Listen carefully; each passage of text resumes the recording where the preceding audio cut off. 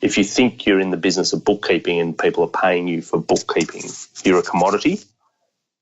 You're the same as everybody else. And if that's all I'm buying, if all I'm buying is kind of pure bookkeeping, data entry, compliance, tax reporting, then I'll shop on price. But if you're in the business of empowering business owners around their finances, because I have you as my bookkeeper, I'm making better decisions. I'm growing my business more. I'm ending up with more money. My cash flow is better. I'm sleeping better at night. I've got a clearer picture of the future. Then I don't care what you charge me. You're worth it.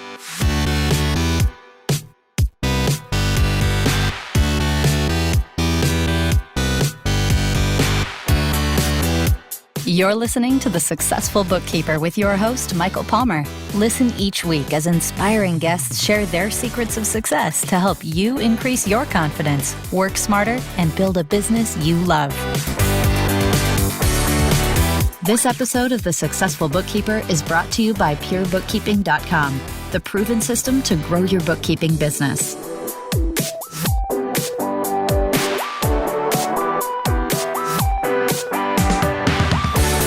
Welcome back to the Successful Bookkeeper Podcast. I am your host, Michael Palmer, and today we have a great guest. His name is Peter Cook. He is a master business coach, a mentor, serial entrepreneur, best-selling author, and engaging presenter who works with hundreds of businesses from startups to some of the biggest companies in the world. He is the co-founder of Pure Bookkeeping, which has helped thousands of bookkeepers around the world build successful businesses. He also wrote E-Myth Bookkeeper with Michael Gerber and Debbie Roberts. I personally think he's one of the best coaches on the planet. Welcome to the show, Peter. Well, thank you for your kind words, Michael, and thank you for having me. Yeah, well, you know what, Peter? We've had a lot of our listeners, as well as members of Pure Bookkeeping, ask, when's Peter going to be on the show? So I'm happy to have you on, and I'm hoping that we're going to have you on a whole bunch, because you've got chock-a-block, as they say in Australia, full of knowledge and wisdom that our bookkeepers can use. And so first off, for those that don't know you, can you give a little bit of your background and share up to that first meeting with Debbie? Yeah, so I started my business as a business coach maybe 16, 17 years ago now. I was 27 at the time, and I'd never run a business or been a coach, but with the naivety of youth, I thought, oh yeah, I'd be able to give this a go. And probably a year into it, I met Debbie at a networking event, and then we ended up having a coffee, and she was interested in getting a business coach. She kind of knew that she needed help and was stuck. And so we had this conversation then in our very first meeting about where her business was up to that was kind of foundational to all the work we did since then. And she had this challenge that she was full, like a lot of good bookkeepers eventually get to. She was at the point where she was working nights, was working weekends. Our quarterly tax time here in Australia was crazy for her. And she had more people coming to seek her services, which it seems like a good problem to have in a business. But the problem is she didn't have any more time. She knew that to grow, she would have to put on other bookkeepers, and she wanted to grow. But she had been also cleaning up messes created by other bookkeepers, and she didn't want to, she sort of felt there was no way she could trust somebody else with her clients. And so she felt stuck, kind of didn't know what to do. And the advice I gave her then, after reading the E-Myth by Michael Gerber, I asked her a question. I said, if we could take what was in your head about how you do bookkeeping and put it down on paper in a process, and somebody else followed that process, do you think then you could trust somebody else with your clients? And she went, yeah, maybe. It's worth a try.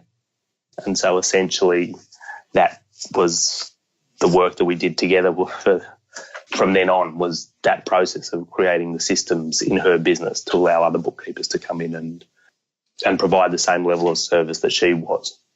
Wow. And that now is about 12 to 15 years ago. Yeah, so that was probably 2000, 2001. So, 15 years ago. Would have been 2001. So, 15 years ago now. Wow. 15 years ago. And just so the listeners get a sense of this, right? And I know when I had met Michael Gerber and told the story to Michael Gerber, he said, wow, you met Debbie, you created this introduction with her, and then you coached her for 8 years and held her accountable. And Michael Gerber said to me, for any coach that can hold somebody accountable for 8 years like that is my kind of coach. And I also agree. I think it's remarkable. Going back to that first meeting and those early days for Debbie, you mentioned a few of her challenges, but from a coach's perspective, you're working with this person who's obviously good at what she did.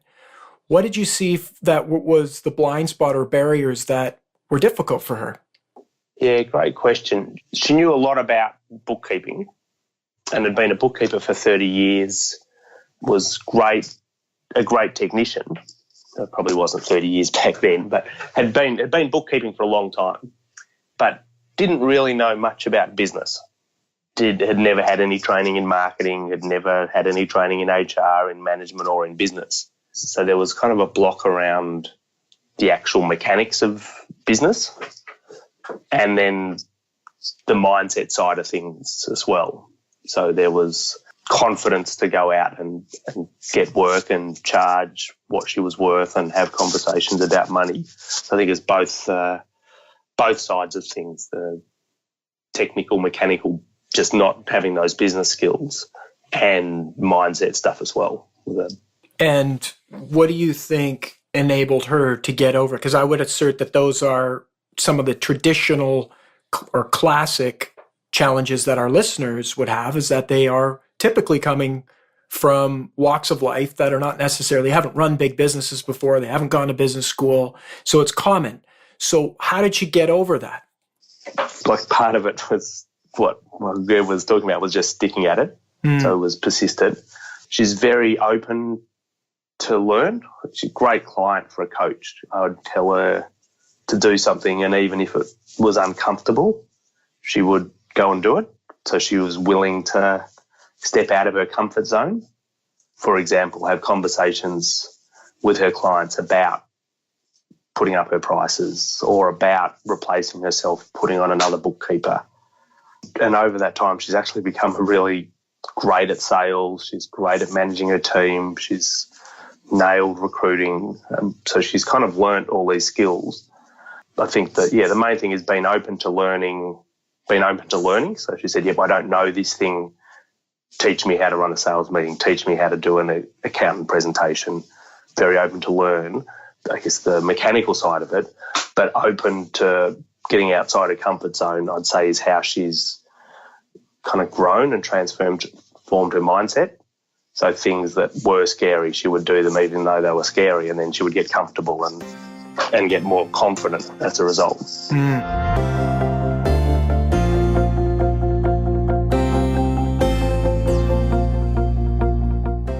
As a coach myself, it's constantly see that. It's just a matter of having the will, the desire to do it and the will to do it, and then doing what's uncomfortable. And you obviously were good at creating a consistent approach to this. Like, it wasn't, she did a little bit. It was, here's something to do, and then follow up. Did you do it? That whole piece of accountability. Can you talk a little bit about how you as a coach have been successful getting people to actually become uncomfortable? Whilst Debbie was, willing to jump into the pool, what about people that are, they're not comfortable doing that and they don't have a coach like yourself to get them to jump into that pool? Having some kind of external accountability, I think, is always much more powerful than telling yourself you're going to do it. So if you want to get fit, you say, okay, I want to go to the gym. I want to go to the gym 3 times a week to get fit. But if you just tell yourself you're going to do that, odds are you won't. We've all... I'm a perfect example of that. I've been going through that for a while. Yes. I've been telling myself. So, it happens to all of us. And I know it. That's the crazy thing. Yeah, we all do it. And we've all done exactly that with exercise, with diet, with lots of things. That it sounds great in the moment. But if as soon as we hit a barrier, if all we're relying on is our own determination and our own willpower. That's kind of risky.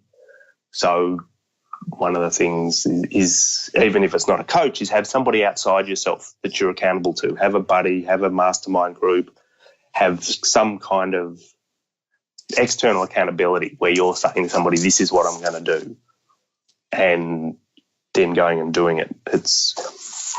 I know I'll go to the gym because I've got a trainer, and it means it takes the question marks gone out of my head. It isn't a case of, well, should I go today or not? I know Gaz is there waiting for me. I've paid him. And it's nuts, but I'm more worried about letting him down than I am about letting myself down. It's one of these insane things about being a human is we're tribal animals where we've evolved not to let the tribe down. And the second thing I'd say is be connected to a big enough why. So think of the work of Simon Sinek on Start With Why. You want to be clear about what's the purpose for what you're putting yourself through. And if it's go to the gym because I want bigger biceps, that's probably not a great purpose. That's not going to get me out of bed in the morning, but my girls are 4 and 11 months old at the moment. If I still want to be in 20 years' time healthy enough to go on adventures with them, then I need to be doing the work now. That's a much more powerful why for me to get out of bed and do that. If it's about my girls rather than about me, I'm more likely to do it. It's the same with building a business. Be clear about why it is that you're doing what you're going to do, and something that's outside yourself. Absolutely. So this is great in terms of kind of setting a little bit of a foundation and of really the formula to success for any person, whether they're an individual going to the gym, getting healthy, or running their business. But before we go there, with Debbie, what were some of the things, what was her why? Like, what did she create for herself that had her be able to go and do all the things that she's done in her business? And for those listening, obviously, if you want to go back to one of our very first episodes with Debbie Roberts, you can get the full backstory on Debbie as well. It's a great one to listen to if you haven't already. But what was the vision that she had created that you remember? The reason she wanted to grow is because she could see business owners suffering and wanted to help. So at its core, it was about helping the people who were struggling and who were coming to her and who needed her help. And she ended up framing that as a mission that was, from memory, something like empowering business owners around their finances by removing confusion, fear and doubt and replacing it with certainty, freedom and control. Something like that was how she then described it in a mission statement. The core for her was wanting to help people, to grow the business, to help other business owners who needed help. And that piece about empowering business owners around their finances, I think, is a really critical piece and become really core to what we teach when we go out and talk to bookkeepers, is to not be in the business of bookkeeping. If you think you're in the business of bookkeeping and people are paying you for bookkeeping, you're a commodity. You're the same as everybody else. And if that's all I'm buying, if all I'm buying is kind of pure bookkeeping, data entry, compliance, tax reporting, all of that stuff, then I'll shop on price. But if you're in the business of empowering business owners around their finances, because I have you as my bookkeeper, I'm making better decisions. I'm growing my business more. I'm ending up with more money. My cash flow's better. I'm sleeping better at night. I've got a clearer picture of the future. If there's some kind of combination of that, then I don't care what you charge me. You're worth it. And it's a whole different mindset, and it's a whole different game to be in when you're serving your clients, from A, doing their bookkeeping, to B, empowering them around their finances.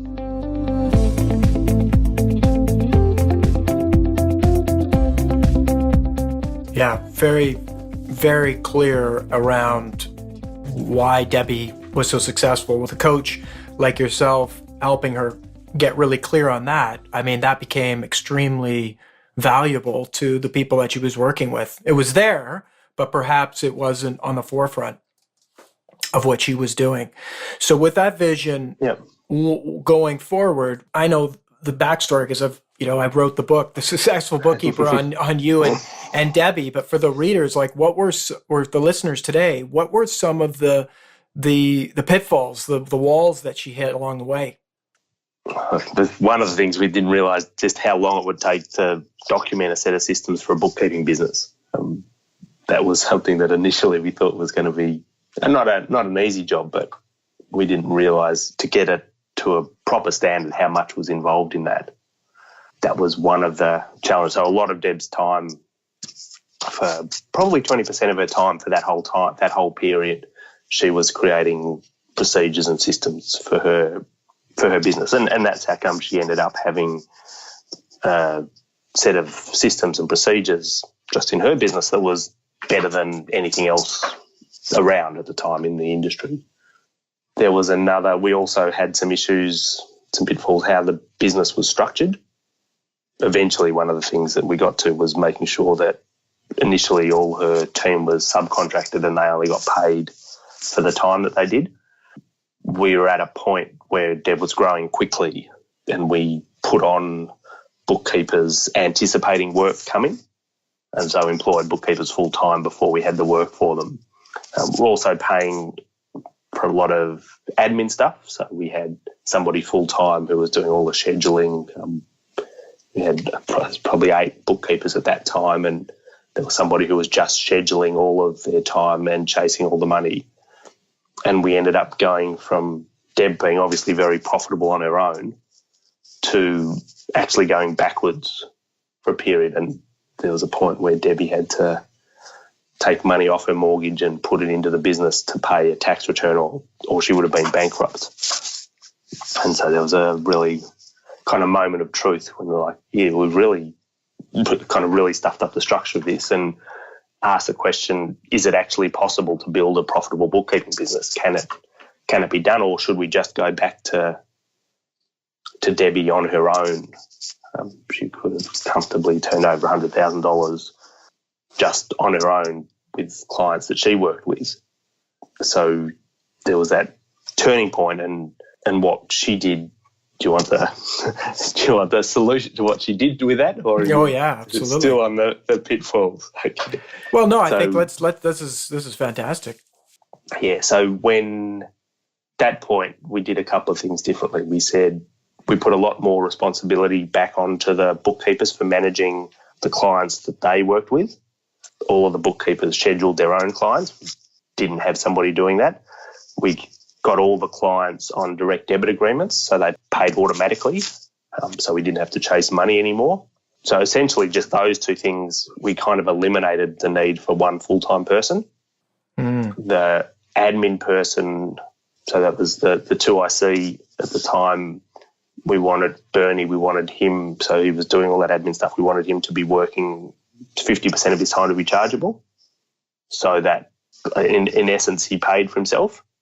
So he spent half the time kind of running the operations and half the time doing bookkeeping. So he was cost neutral after he'd been paid, and started really measuring non-chargeable hours. So we kind of got the bookkeepers together and said, for this business to work, we can only pay you for the hours that you're chargeable.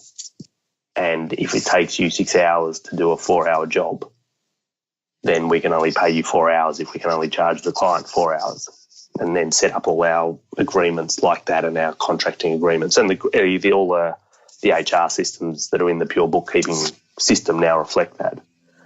And we measured one of our key focuses and the most important KPIs or key performance indicators that we looked at was non-chargeable hours. So each month we looked at how many hours were done by bookkeepers that we couldn't charge clients for, and we were trying to get that number to 0 so that the business was profitable, and all of those things worked, and then the business became much more profitable from that point and continued to be, as it grew, it continued to grow profitably.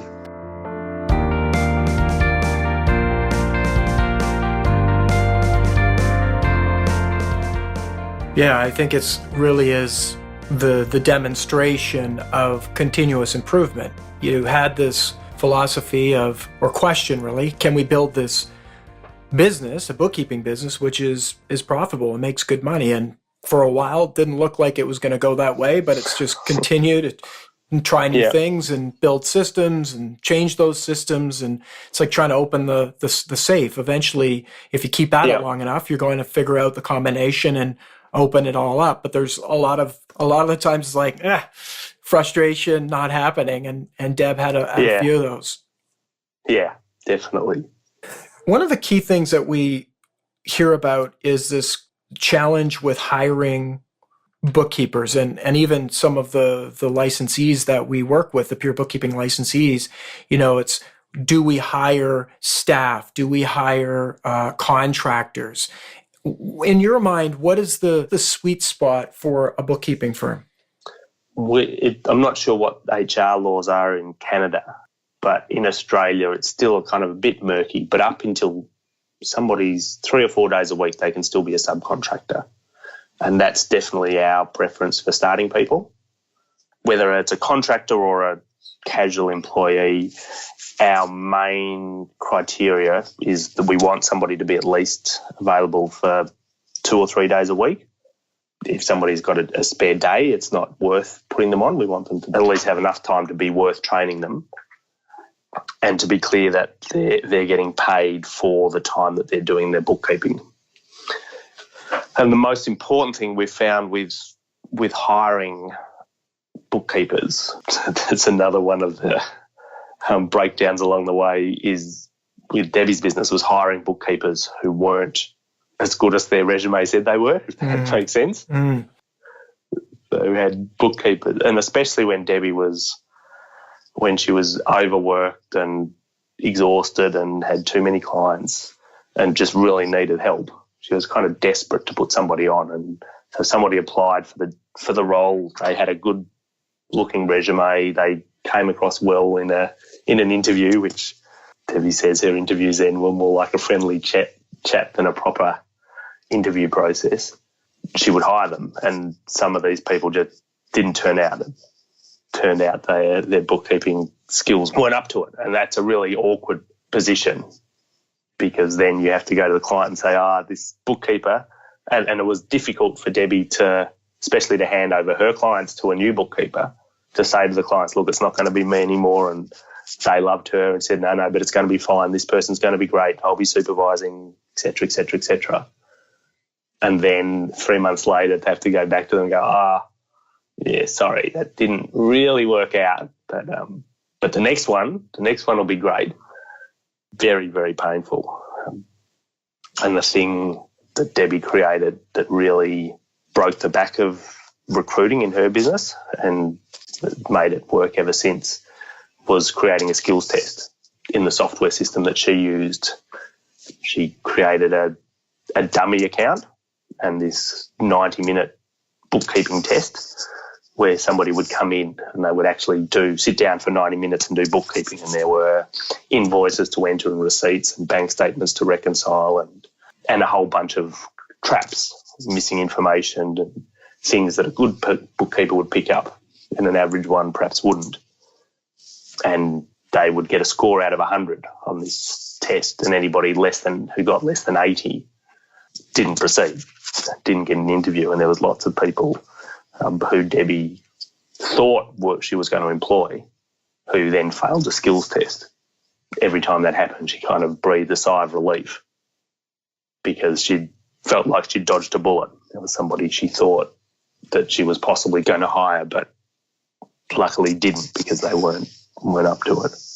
Yeah, that really is, I think, probably one of the big breakthroughs in getting to know Debbie and listening to her story. When the two of you got together and figured that out, that enabled you to really have your pick of the best in the marketplace and avoid all sorts of costs and frustration from hiring a bad bookkeeper, because any kind of business, when they hire staff, so much energy goes into sourcing them, finding them, and the person you pick that then you're putting all your resources into that person, your time, the training, all of that. And that doesn't even take into consideration the cost of whether they make mistakes or disrupt customers or tarnish your own brand. So as a business owner, that's for any business owner, it's probably one of the greatest areas of stress.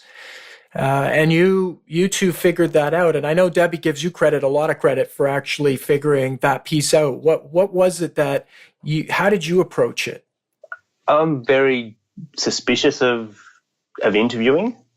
I think interviewing is a very flawed process for actually determining if somebody can do a job or not. And I was, talking to Deb and trying to work out, well, is there some other way that we can work out? Are they going to be able to do this or not? And just looking at past experience wasn't sufficient. And one of the things I like to do is say, well, it'd be nice if we could just put them on and get them to do some bookkeeping. But that kind of was not practical to say, let's put them on for a week and see them do bookkeeping. And so, then we came up with the idea of, well, how about we actually create a dummy bookkeeping job where we don't have to kind of put them in front of clients and don't have to risk our clients' data with somebody who we're just testing. But this will give us a really accurate picture of how well they're doing it. And that's how we came up with the skills test, which is now one of the key elements of the Pure Bookkeeping System. And I think hiring a bookkeeper who you then have to get rid of, like I put the cost of that in a growing bookkeeping business that it's a $50,000 mistake. Completely agree. It hurts you, it hurts your reputation. It energetically a killer. It's very demoralising. But it also means you have to stop marketing because you haven't got capacity. It puts everything back 3 to 6 months whenever it happens. So it's something bookkeepers, all the bookkeepers we talk to, they're nervous about hiring and they don't have experience doing it. So it's a real comfort to go, okay, this is something that I've got in my kit bag where I can actually know for sure if somebody's a good bookkeeper or not, rather than just relying on what they say. Absolutely agree. And it's phenomenal. And I've seen the results with the people that we've worked with and have used it. It's been a real game changer for them and part of their competitive edge, quite frankly.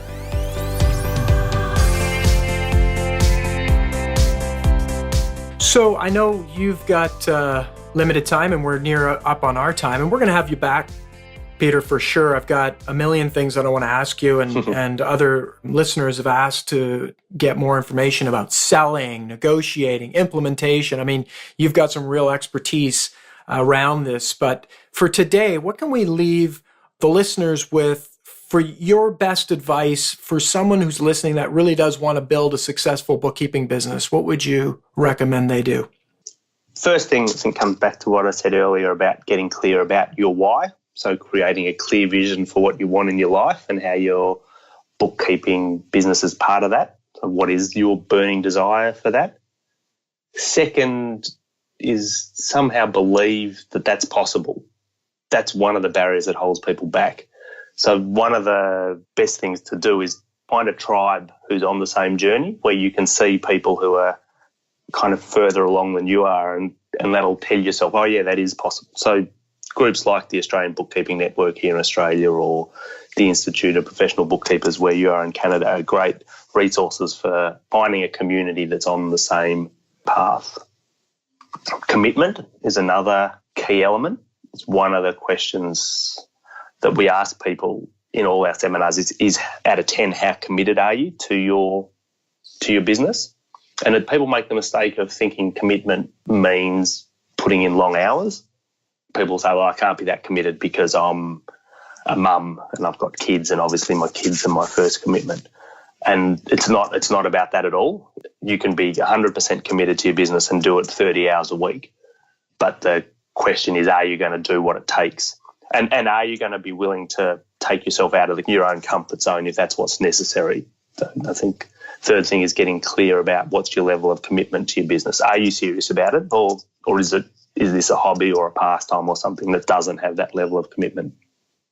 Obviously, you have to focus on it, may mean saying no to some other things along the way. So being clear about it being a priority. And fifth is just get into action. I'm a big believer in action rather than procrastination and rather than perfection. A lot of bookkeepers tend to be perfectionists, and that can get in the way of them moving forward. We want to get things to a point where they're good enough and then move. So there's five things to keep progressing in a bookkeeping business. I reckon also get on those, the webinar that you've led on the 5 mindset shifts Debbie made to her business is a good starting point. I know you put a lot of work into that and spend a lot of time with Debbie to put that together. Thank you. That's a nice place to go. Yeah, thank you. And we'll share with the listeners what that's all about. So when I was writing the book, The Successful Bookkeeper, you, Pete, were a big piece of that and spent a lot of time with you, spent a lot of time with Debbie, and really took those 5 key things that Debbie had to overcome and change and shift inside of herself and in her business in order to build the business that she built. And I think it's a really great resource. Obviously, we'll have link to get that at our website here. And as well, you can get straight to it at purebookkeeping.com/mindset. And it's completely free, and you'll get those five mindset shifts, as well as a whole bunch of other bonuses and templates that'll help you attract the very best clients, increase your profitability, and hire great staff, as Peter is talking about in this episode. So those 5 key things, Peter, I think are remarkable. And I think, even doing those, if a bookkeeper were to sit down, or a listener today, sit down and go through those, I think that in itself would be a huge boost to their confidence and get them set onto the right track for their bookkeeping business. Absolutely. Peter, thank you so much for your time today. And I am really looking forward to having you back. You've been a great mentor of mine and a great coach inside of this business. So I really do appreciate your time. Thanks, Michael. Thanks, everyone, for listening. It's been great to be on the show. Well, that wraps another episode. Thank you for listening. If you'd like to learn more about Peter today, you can find everything about this episode and notes on this show at thesuccessfulbookkeeper.com. Please subscribe on iTunes, leave us a review. We'd love to hear from you, love to hear what you think of the show. And until next time, goodbye.